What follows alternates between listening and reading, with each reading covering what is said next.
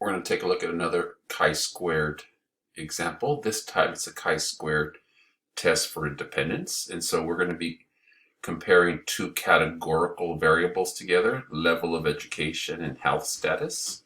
On a chi-squared goodness of fit test, we have one categorical variable with different levels for that variable. Here we have two categorical variables, education level and your health status. And so you see there's different values or levels for those two variables. And so you end up with a contingency table.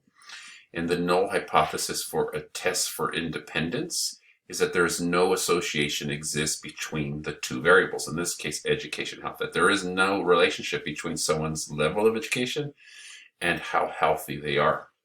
That's the null hypothesis. The alternative is that there is some dependent relationship, right, versus an independent relationship. Those two are always the same hypotheses for all tests for independence. So what we need to do is do the calculations using the ARTISTAT, find a chi-squared value and their p-value. So we'll go to the ARTISTAT, of course, it's the chi-squared test.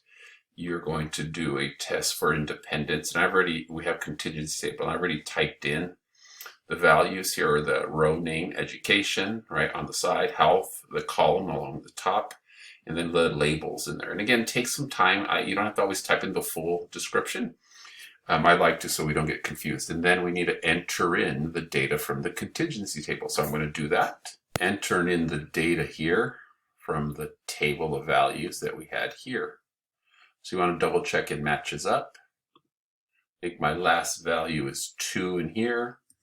Once you have the 2 in there, you get your values here. And then show expected count. Sometimes on the homework problems, we need to find the expected values, meaning, again, given the values we observed, right, the counts, here we statistically can determine what we'd expect if there is no kind of association between them based on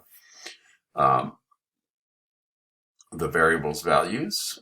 And then looking here, we end up with our chi-squared test statistic and your p-value. Your p-value is 0, 285, really big. And so again, that's evidence then. We go over here, 285 and 0. So you get a chi-squared test statistics of 285.06, and then the p-value was so small, right? The p-value was so small, it was 0.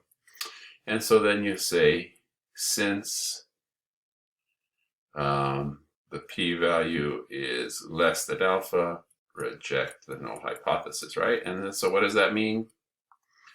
That means in this case, we're rejecting this and accepting that.